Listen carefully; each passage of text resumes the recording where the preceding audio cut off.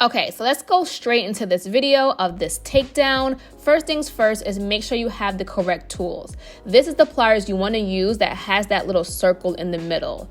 This is the pliers that I use to install the links, and this is what I'm using to take out the links in this video. This is not the correct pliers, so make sure you get either the first one or the second one that I just showed you. Here we have Deja. She definitely dyed her hair with the links in. So for all of you that had that question, yes, you can dye your hair with the links in. This is 2 months worth of having the links in, her washing her hair. And you can see that the hair started to kind of group together in some places and kind of became kind of like dread-like. I always kind of just say like I wouldn't keep it in for more than 2 months unless you're going back for maintenance. But if you're not going back for maintenance, then do not keep it in that long because it can cause damage. So I made a little drawing for you guys, and this was the best way that I can explain it. So when you have the link, it's a circle, and then you kind of squish it into a rectangle, right? That's how you get it to clamp. Here's a little micro link that's hanging through the clamped bead, right? Now what we want to do is reverse this. So we want to take this rectangle, squish the sides, and turn it back into a circle. I hope this did not confuse you, but you're pretty much just reversing what you did in the beginning. So as you can see, put the pliers on both sides of the rectangle and squish.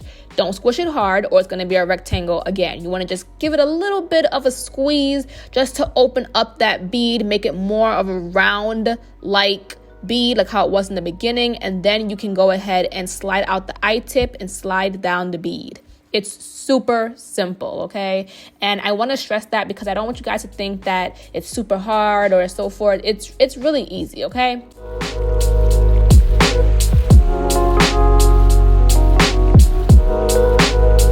Go ahead and just squish it a little bit. If you want, you can do all the squishing at one time, you know, kind of clamping it down all at one time, and then going back and pulling out the bead and pulling out the I-tip. So instead of doing each one individually. So that's kind of what I did throughout this whole entire process.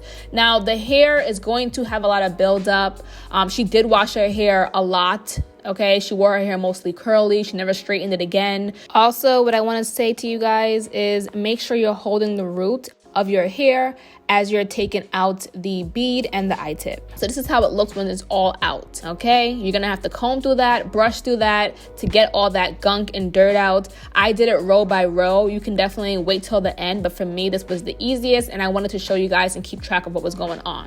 So I put conditioner and water, and then I used a rat tail comb, the end of it, to kind of like scrape out the dirt, and then I used a Y2 comb and a brush to brush out everything. So be gentle with your hair. Hair did come out. I'm going to show you guys at the end how much hair came out. It wasn't a lot, but it was pretty much expected. I feel like when you take out box braids or a sew-in or any other protective style, there usually is shedding. So I personally wasn't like, oh my God.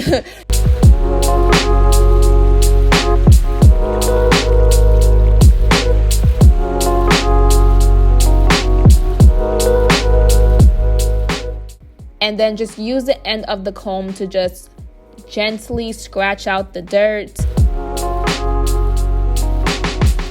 And then you want to use a brush or, you know, a wide tooth comb to just make sure you are combing out everything, all the knots, all the tangles.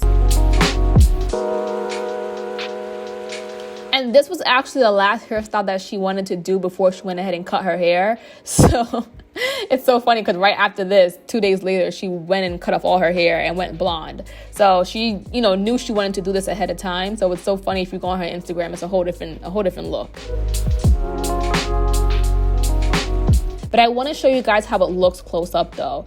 Do you guys see how her hair is twisting? Like it looks like the beginning of, like it's forming into dreads. Like if you would have kept this in for 6 more months, I feel like she would have had complete dreadlocks. It already started to, because her hair is naturally curly, it was curling in that pattern. So it's just, I never seen that before, and it's so cool to see like what 2 months on 3 CAB, I don't know what the terms are, how it looks. So it was just so cool to see how it curled into its natural curl pattern, even with it being in the bead.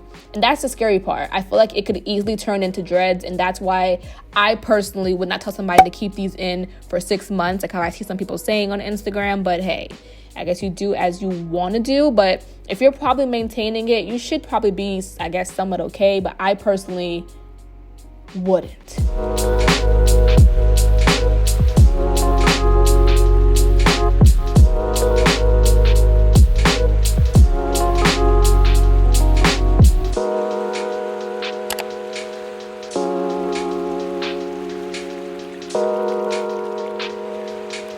And this was the last row. We just went ahead and brushed it out.